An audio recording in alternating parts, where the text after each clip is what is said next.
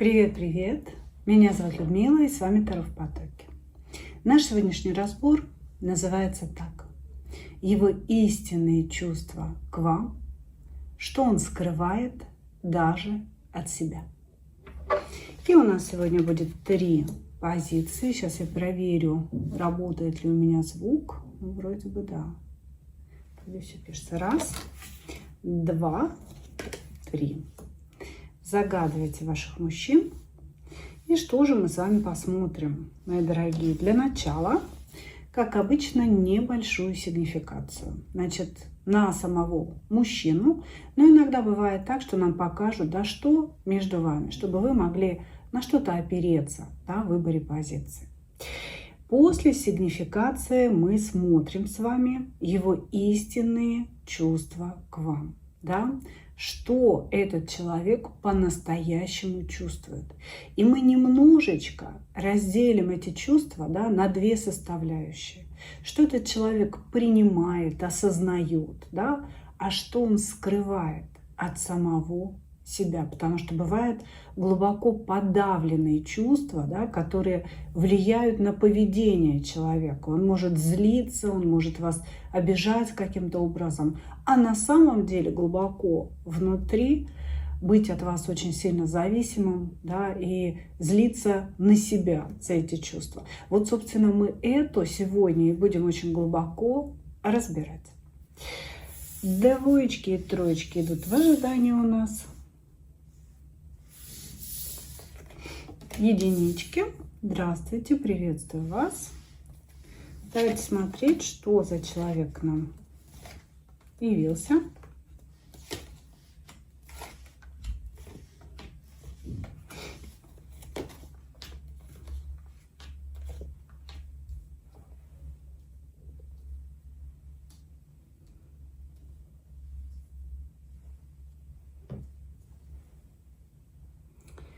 Так,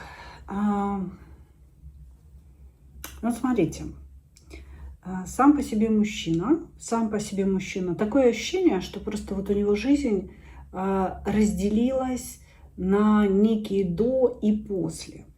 Значит, у него был период в жизни, когда он мог назвать себя состоявшимся, счастливым человеком. У него были какие-то достижения, возможно, какие-то такие, знаете, важные фундаментальные покупки, квартира, ну там или дом, машина, работа. То есть это у него в жизни все было хорошо, и, возможно, был брак. То есть была семья. В целом, в той части жизни его все устраивало, но что-то произошло, да, значит, или случились какие-то трагические события, или он вступил в некий треугольник, да, и после этого потерял очень много. Потерял семью, потерял часть своего имущества, возможно, да.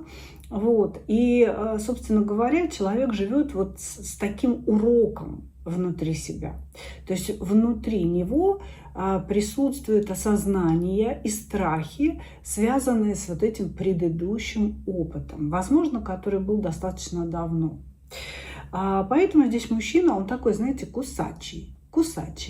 Он очень хочет отношений, он очень хочет какого-то построения этих отношений, но когда женщина подходит слишком близко, или когда женщина начинает высказывать свои претензии к нему, да, здесь мужчина сразу начинает кусаться. Он может быть агрессивным, он может становиться холодным, резко, как только вот что-то погладили ему не по-шорски, да, что-то пошло не так, и его погладили не по-шорски.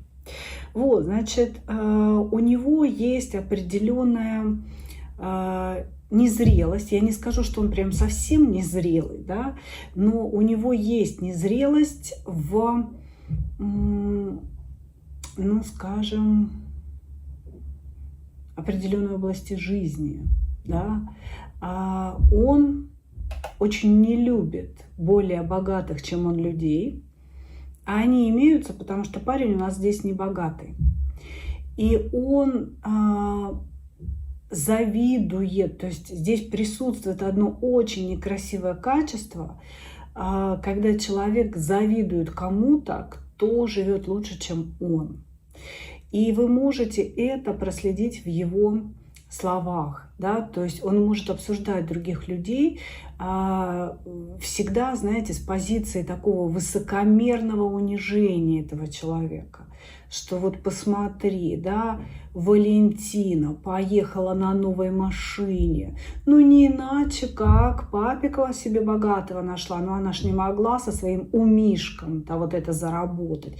То есть здесь в этой фразе прослеживается и зависть, и такое уничижительное отношение к женщине, да, как бы подчеркнул, что вот если бы сама, то никогда бы этого не было, да, а вот благодаря тому, что она женщина, все это случилось, да. То есть вот есть в нем такая черта. Я не могу сказать, что здесь человек какой-то прям там гнилой насквозь, нет. Но вот эта часть, да, как бы его личности, она отдает гнильцой, если честно. Да, потому что каждый человек живет свой путь, свою жизнь. Сколько у него денег, это его собственное дело. Да? И никто не имеет права обсуждать или осуждать других людей, предполагать, да, чем там она, собственно, это все заработала. Вот у него есть этот момент. Всегда помните, если этот человек говорит так о других, то рано или поздно он точно так же уничижительно может сказать о вас или вам в лицо. Это будет еще неприятнее. Вот, значит, из положительных качеств. Это человек, который, вот если вы ему нужны, если он вас любит, он сорвется посреди ночи для того, чтобы помочь вам. Он какие-то вещи придет, если денег нет, сделает руками, да, то есть там ремонт, вообще такой вот человек, у которого руки должны расти откуда нужно. Поправить крышу дома, отремонтировать смеситель, что-то где-то поменять, и вот он не будет ничего ждать, ничего откладывать на потом, он всегда прибежит и сразу сделает, и сразу поможет. То есть вот, но для него очень важно, чтобы он любил, чтобы вы ему были действительно нужны. Как только заканчивается эмоциональная привязанность, вы сразу идете на 80-й план. Потому что если человек вас раз любил, раз хотел, то как бы вы его ни звали, как бы ни просили о помощи, он просто этого делать не будет. Он будет холоден, как лед. Хорошо. Ну, давайте смотреть, какие чувства у этого человека к вам присутствуют, да, истинные, и что он скрывает от самого себя.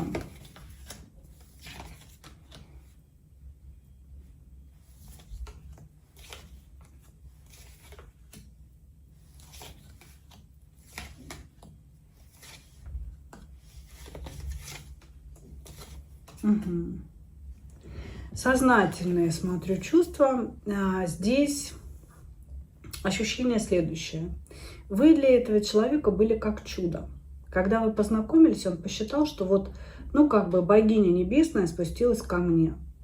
Почему? Ну, потому что вы очень самодостаточная, красивая, эмоциональная. Я бы сказала, знаете, все при вас. Но в вас очень сильный мужской стержень. Вы жезловая королева. Вы не в кубках и не в пентаклях. Вы человек, который движется. Вы легки на подъем, Господи, заговариваюсь, простите. Легки на подъем. Вы, может быть, очень любите путешествовать. Причем ваше путешествие – это не лежание на пляже. Это горы, это какие-то экскурсии, это постоянное познание. Я думаю, что этим вы его и зацепили, вот этой своей энергетикой мощной. Но вы понимаете, что интересно? Вот вы здесь в королеве жезлов, а он в четверке мечей. То есть он очень слаб рядом с вами, как будто бы он боится, что вы узнаете, что он не такой сильный, что он не такой весь жезловый, что он какая-то тёха-матёха, что он ленивый, что он не хочет ничего добиваться по большому счету, понимаете? То есть здесь человек сознательно, первое, да, посчитал, что к нему спустилась богиня первоначально, и он в вас очень быстро влюбился, надо признать. То есть у него возникла вот эта вся искра со всеми вытекающими бабочками из искры, да, собственно говоря, сразу. Нельзя сказать, что человек здесь к вам приглядывался, придумывался, что-то там. Нет. Он сразу с первого взгляда был влюблен. Но, да, вот в этой ситуации его как будто бы смущала ваша сила и его бессилие. Кто я рядом с ней? Понятно, что она богиня, понятно, что она сильная, как незнамо кто, и на своих плечах утащит и меня в том числе. Ну а я-то кто рядом с ней? Думает человек, да? Вот, и поэтому он как будто бы, знаете, вот эти все чувства усилием воли своей пытается победить. И говорит о том, что чудо не произойдет. Люди должны быть равными друг другу. Но она слишком, вы в звезде, вы в жезловой королеве, ну это пиперец какой-то, понимаете? То есть она слишком сильна, она слишком прекрасна, она очень крутая женщина. Я до нее не то, чтобы там доберусь когда-то, да? Я боюсь даже подумать о том, что я буду рядом с этой женщиной. Понимаете? Человек очень хорошо понимает, что он рядом с вами никто. Вот просто никто. Но внутренняя гордыня его, конечно же, не позволяет ему показать вам это или сказать. Может быть, в начале отношений он вам и говорил, да, что ты вон какая там, где-то на Олимпе стоишь, да, а я червячок, я здесь ползаю, да, как же мы с тобой вот будем-то? Мы из разных видов. Вот. Но на сегодняшний момент он как будто бы, знаете, даже от себя самого пытается спрятать вот это свое ущемленное самолюбие. Он сознательно, вот мы смотрим сознательную сферу, сознательно понимает, что он вам не ровня, но он это не хочет признавать. И я никогда ей этого не скажу. Я буду вести себя так, как будто бы я ей ровня. Я буду вести себя так, как будто бы вот мы пара с ней. Но я внутри себя прекрасно понимаю, что мы, слишком разные. Она слишком сильная, слишком прекрасная. Мне нечего принести этой женщине. Мне нечего внести в ее жизнь. Вот, здесь, конечно, есть очень много чувств. Очень много чувств. Это такие, знаете, кубковые эмоции. Это восхищение вами, признание вот каких-то ваших талантов по звезде, вашей красоты, вашей недоступности. Я бы сказала, что человек здесь на вас немножечко молится. Да? Мы сейчас посмотрим, что он скрывает от себя. Но вот даже в сознательной сфере он немножко на вас молится, боится вас. Вот. И пытается себя контролировать, пытается себя сдержать. Вот в этом все. Может быть, чтобы не проявиться, чтобы не сказать вам об этой любви. Хорошо. Но это, знаете, не чистая любовь, не светлая. Это очень болезненное, тяжелое чувство. Хорошо. Что он скрывает от самого себя?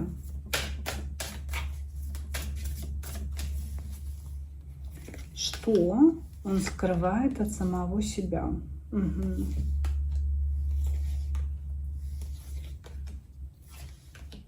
На самом деле он скрывает прежде всего, он скрывает самого себя от самого себя. Вот если так можно сказать. То есть он не знает, что у него есть нарциссическое расстройство. Вот. Хотя, возможно, вы ему об этом говорили. Здесь показано, что этот человек может быть вообще каким-то таким злокачественным нарциссом. Может иметь временные какие-то нарциссические проявления, но то, что в нем это есть, это однозначно. Понимаете, тут какая история. То есть он как бы в сознательной сфере понимает, что он вам не ровня, а в подсознательной он считает, что он выше вас, что он настолько крут, и именно поэтому вы обратили на него внимание. Представляете? Это же я крутой. Не важно, что я ничего не добился, не важно, что я вообще никто, ничто и звать никак. Раз она, вот эта женщина, она меня свой взор опустила, да, своим вниманием меня одарила, значит, есть во мне какая-то Божья искра. Понимаете, о чем думает подсознательно? Это пиперец, девочки. Я думала, здесь будет про любовь к вам, а здесь про любовь к себе. Здесь про поглаживание собственного эго. То есть он скрывает от самого себя то, что вот у него такое представление, что на самом деле он считает себя круче, чем вы, именно потому, что вы на него обратили внимание. При том, что есть разница в социальной жизни какой-то, да, в обществе, в котором вы вращаетесь. Вы на разных социальных ступеньках.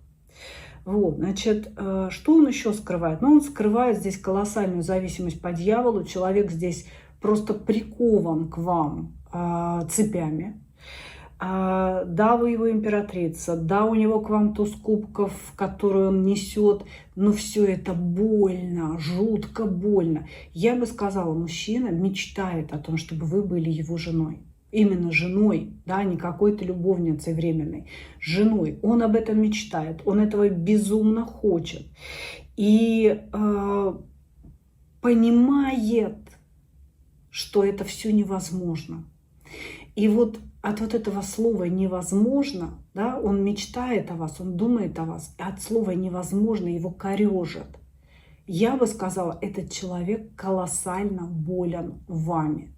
Просто ему кажется в сознательной сфере, что все это можно контролировать. Он воспринимает свою зависимость легче, чем она есть на самом деле. А здесь показано, что он просто вот он зарылся в вас. Ваш образ его сопровождает. Это человек как маньяк, который готов вас просто сожрать. Вот, понимаете? И вот это он скрывает.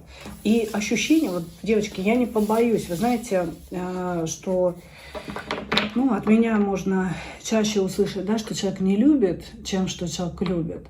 Но я не побоюсь вот того, что здесь было сейчас сказано, и озвучу. Да? Человек говорит о том, что он без вас умрет. То есть, что если вас в его жизни не будет так или иначе, он умрет. Вот так. Здесь вот такое отношение.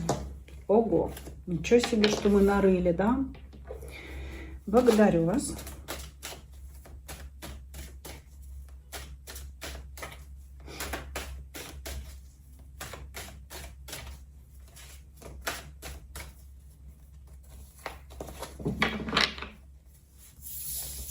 Двоечки.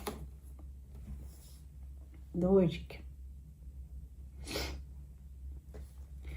Какой-то маленький пришел мальчик. Карты всегда показывают информацию относительно вас. Ну, то есть маленький мальчик может быть, допустим, 40-летним мальчиком, а вы, допустим, 60-летней девочкой. Да? То есть вот так вот. Угу.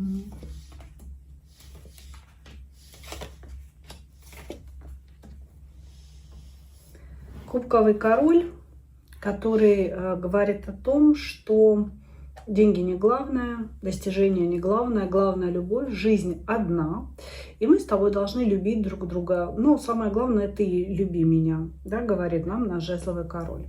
Значит, проявляет себя как достигатора. Он говорит о том, что он победитель, триумфатор. Он, значит, у него 10 бизнесов. Он и то заработал, он и то купил, и то перекупил. И частный самолет у него есть в придачу. Но, к сожалению, все это арестовали судебные приставы. Он поэтому сейчас этим воспользоваться не может. Человек очень много врет. Знаете, так... очень красиво, фантазийно и настолько фантазийно, что кажется, что это правда. Понимаете? То есть, когда он что-то говорит, вы, наверное, думаете о том, что, блин, он не может такое придумать, он что, совсем дурачок, да? Как бы, и вот от этой фантазийности и грандиозности кажется, что все это правда, что это может быть правдой. Очень много врет человек. Ощущение, что сам верит в то, во что врет, о чем врет. Всем говорит, что он богатый, сам вот на какое-то время, пока говорил, поверил, что он богатый. Вышел на улицу, еле наскреб денег, да, а то не наскреб на такси, сел на автобус, да и поехал домой себе, богач наш. Вот, то есть очень много пафоса, очень много слов, очень много каких-то россказней о себе и ничего под этим. Пустота, тишина. Вот, значит, действительно, ему нужна женщина эмоциональная, женщина, которая будет прощать, которая будет понимать, слышать и абсолютно не думать о себе и о своих интересах. Потому что здесь, ну вот по сути, да, маленький мальчик, который хочет, чтобы с ним нянчились, чтобы его выслушивали. Он будет требовать, чтобы женщина выслушала о всей его жизни. Он будет бесконечно рассказывать одни и те же истории, как его обидели, как его подставили, для того, чтобы получить вашу жалость, да, создать у вас вот это чувство материнского какого-то, знаете, материнской заботы, чтобы вы, не дай бог, его никогда не обидели. Вот, значит, при этом сам по себе он очень поверхностный, он не умеет глубоко нырять в чувства. Чувства для него вот как-то, знаете, упрощены. Он очень все в упрощенном варианте понимает. Как только вы ныряете в глубину, начинаете задавать неудобные вопросы, он может даже обидеться. Вы знаете, он может обидеться, замолчать, ну, вот для того, чтобы вы перестали задавать какие-то неудобные вопросы ему. Ну, вот так. Хорошо, если узнали своего товарища, давайте посмотрим дальше.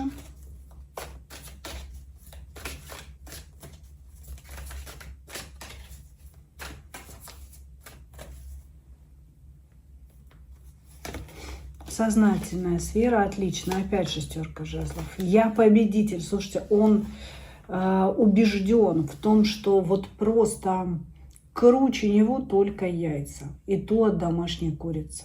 Понимаете?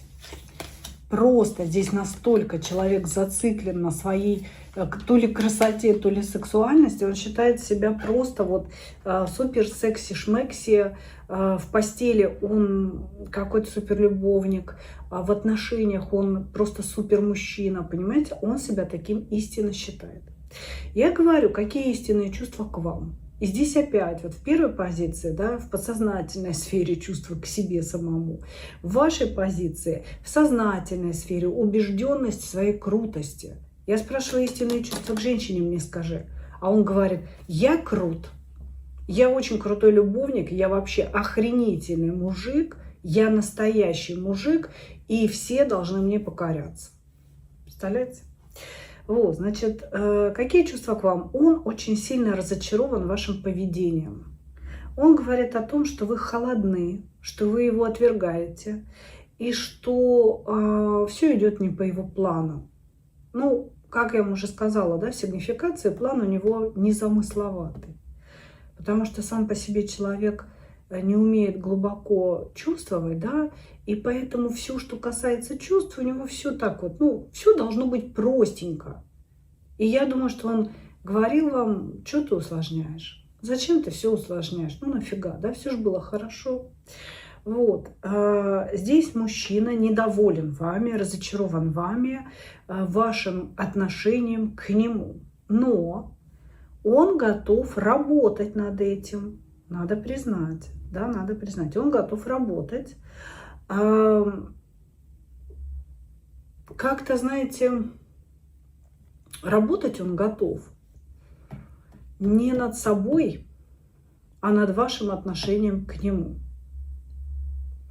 При этом он готов манипулировать, бороться за вас и периодически начинать все сначала, если вдруг вы подвели какую-то черту. Вот сижу, смотрю, думаю, а где чувства? Где чувства у товарища? Все про него, все про его действия, все про его планы. Абсолютно ничего про чувства. Говорит, я готов работать, но работать не над своими чувствами и действиями, а над вашими чувствами. Понимаете? То есть я готов найти, что в ней скрыто, да, как бы увидеть это и воспользоваться этим. Вот что он говорит. Я бы сказала, что здесь человек будет стараться узнать какие-то ваши слабые стороны, какие-то ваши боли, да, и после этого этим воспользоваться хочет. Если честно, я не увидела никаких чувств. Я вижу какой-то план Барбаросса, да, по завоеванию вас. Неизвестно только для чего вы ему. Хорошо? Давайте мы тогда заглянем в его подсознательную сферу, да? Какие чувства он скрывает от самого себя.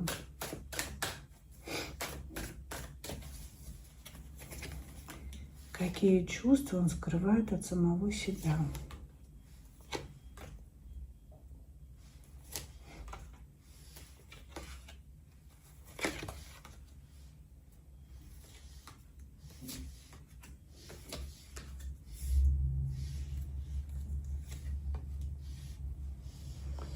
Так, ну на самом деле очень интересный факт. Человек в вас влюблен. Это поверхностная любовь, да, по двойке кубков. То есть это не какие-то глубинные переживания, но это к вам не относится. Это относится к нему, он не умеет. Он не умеет, он не знает, как глубоко чувствовать. Что это такое любовь, он не знает. Он знает, что такое влюбленность, он знает, что такое бабочки в животе, дрожащие коленочки, потливые ладошечки. Вот это он знает, и это он к вам испытывает. Понимаете? Но здесь человек как будто бы скрывает сам от себя, что он в вас влюблен. Он как будто бы в сознательной сфере думает, что он будет вас завоевывать, ну, потому что это какой-то спортивный интерес, что ли, понимаете? Потому что вы такая вся непокорная, надо вас покорить. А в подсознательной сфере он влюблен по-настоящему. И как будто бы он этого и не осознает, понимаете? Ему все время кажется, что он с вами играет. А с ним уже давно поиграла судьба, честно говоря, да, именно потому, что он влюбился. Вот, значит, человек влюблен в вас, и это уже лежит глубоко в его подсознании. Дальше. Человек вообще считает, что вы его шанс на какую-то офигительно новую, классную жизнь. То есть он считает, что он выиграл лотерею, что он вас встретил, понимаете? Вот, значит, но здесь тоже вы ему какую-то корону-то подсбили, вы ему что-то здесь объяснили, сказали. Вы знаете, вы в каком-то разговоре человеку сказали правду о нем, о его качествах. И он очень сильно оскорбился внешне, показал вам, как он обиделся, да, а внутренне он знает, что вы были правы. И вот сейчас нам это тоже показывает, понимаете, в его истинных чувствах. Он влюблен, он считает вас шансом на свою шикарную, ну, вот на какую-то очень счастливую, шикарную жизнь, но при этом он как будто бы, знаете, я знаю, что она знает. То есть он понимает, что вы увидели его истинное лицо, какие-то его слабости, какие-то его недостатки, которые ему казалось, никто увидеть не может. И вот за это он не может вас простить. То есть внутри у него существует такая, знаете, я даже не знаю, это чуть-чуть злости, чуть-чуть желание мести. Все это вот свернуто в какой-то такой, знаете, как бы шарик перевязано, все это веревочкой и хранится внутри. То есть и влюбленность, и злость за то, что вы видели его настоящим, и желание уколоть вас, а вот я теперь ей тоже сделаю больно. Ну почему она мне так больно сделала? Вот, значит, и желание двигаться к вам. Здесь есть страсть, здесь есть влюбленность на том поверхностном уровне, на котором человек вообще умеет быть влюбленным. И есть какие-то мечты о будущем, но они как будто бы скрыты какой-то дымкой, понимаете? Может быть, вы недавно познакомились, и у него еще это будущее не сформировалось, понимаете? То есть как бы периодически он подмечтывает о совместном будущем с вами. Но как-то, знаете, не в реальном времени, а в гипотетическом формате. Да, вот если бы мы были вместе, наверное, вот это было бы так. Ну, вот как-то так здесь. Вот. И одержимость, и привязанность, и страсть, все присутствует, все в человеке есть. Только он это от себя пытается скрыть. Благодарю вас, мои дорогие. Двигаемся дальше.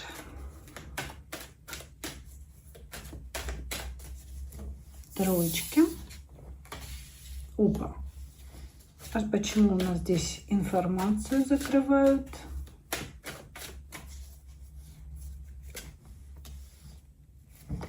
Ну и здесь упущены шансы. Ну, ситуация следующая. Здесь показывает, что у вас взаимодействие по дьяволу, треугольник однозначно. Мужчина здесь женат, вы можете быть свободны. И в данный момент поставлены какие-то точки в отношениях, потому что не были использованы шансы. Я думаю, что мужчина не использовал шанс, который вы ему дали, и разрушил отношения, ну вот, то ли тем, что он вам отказал, то ли тем, что что-то неприятное вам высказал, быть может, понимаете? Вот, то есть здесь на сегодняшний момент карты говорят следующее, да? А говорить-то не о чем. Говорить не о чем. Отношения закончены, поставлена точка. Люди находились в состоянии треугольника. Не свободен был мужчина. И мужчина хотел легких отношений, мужчина хотел веселья какого-то. Вот, но и поэтому он не стал никого выбирать. Возможно, когда вы задали какие-то вопросы или сказали о своих серьезных намерениях, да, или о том, что вы от него что-то ждете, здесь мужчина поспешил поставить точку, потому что он не собирался ничего серьезного строить. Он как будто бы, знаете, ну, хотел развлечься. Он хотел развлечься. И поэтому карты здесь показывают полную башню, обрушение, точку. Ну, типа, зачем смотреть, когда отношения закончились, мужчина уже ничего не хочет, он как бы убежал. Он убежал от вас, потому что он хотел по дьяволу, он хотел почесать свое эго, ну и не только эго, да, как бы. А тут вот все пошло не так. Ну, несмотря на то, что карты нам говорят, о чем здесь говорить, ну, конечно же, не могу вас оставить, да, без ответов. Конечно, посмотрим.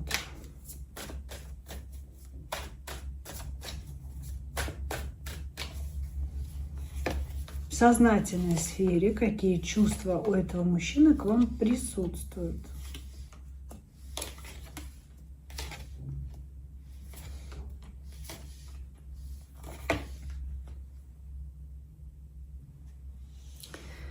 Злость. В сознательной сфере человек злится на вас за то, что вы что-то из себя строите, боитесь и не хотите идти с ним вот туда, куда он вас зовет. А зовет он вас во временную сексуальную связь. Он говорит о том, что я хочу с тобой встретиться или встречаться, да, сексуально тебя получать, пообщаться с тобой какое-то время и после этого мечтать о тебе на расстоянии. Здесь мужчина очень сильно хотел бы, ну вот каких-то таких удовольствий, знаете, отношений с вами, где ему комфортно и хорошо. Когда пришел, тогда его время, когда люблю, люблю, когда не люблю, не пиши мне. Ну вот какая-то такая хренотень. Вот.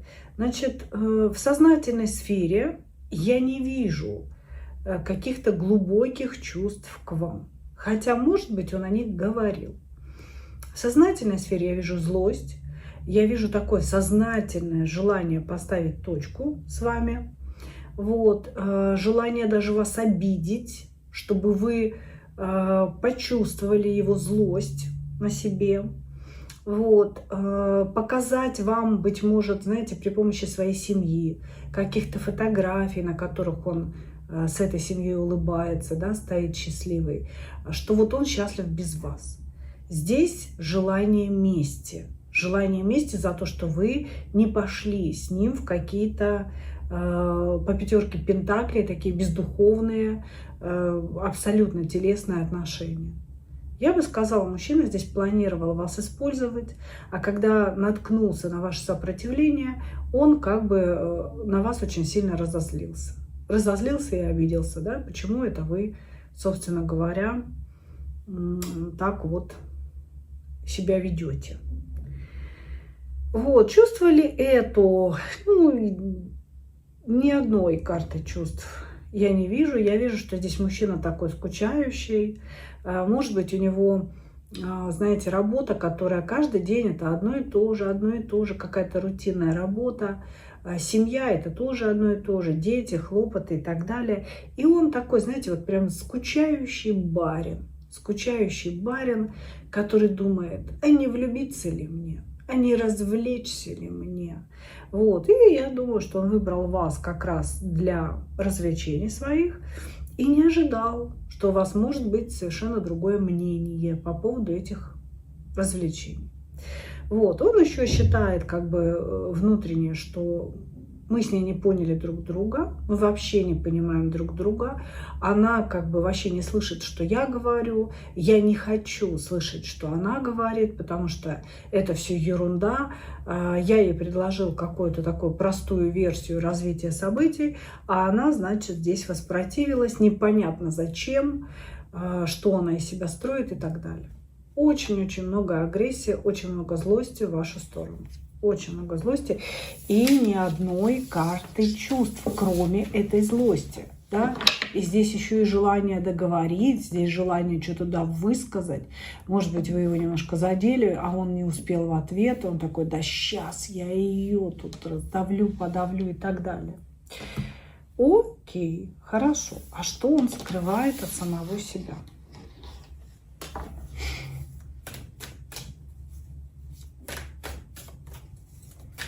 Что он скрывает от самого себя?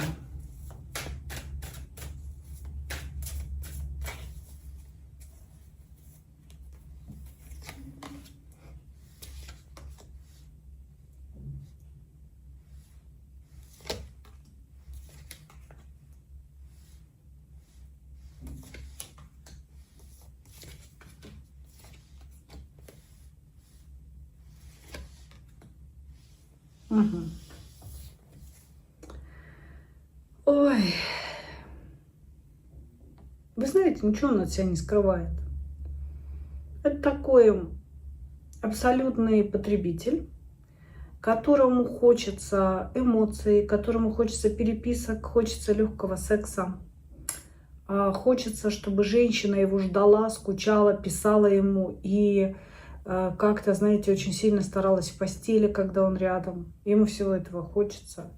Вот. Но сказать, что он скрывает какие-то чувства к вам, нет. Нет.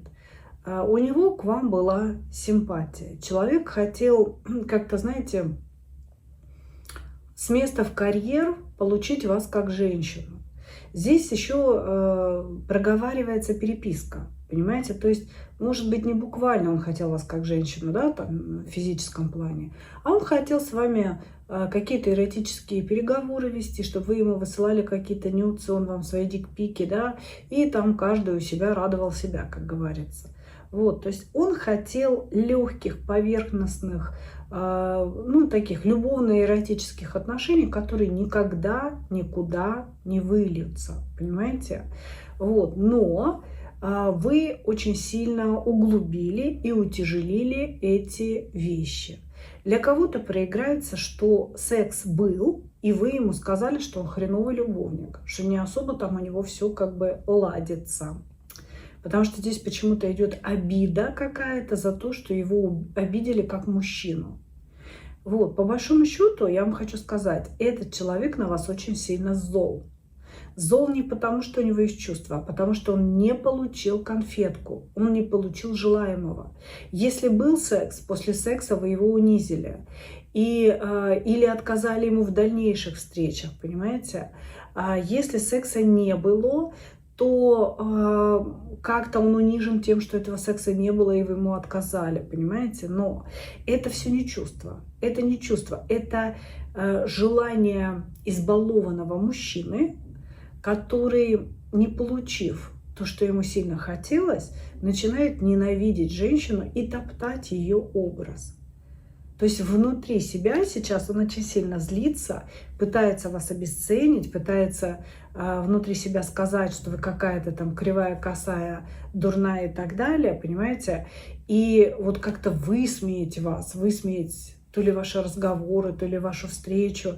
Здесь мужчина нехороший, девочки, не надо к нему возвращаться и не надо ничего ждать от него, понимаете? Потому что это не про любовь.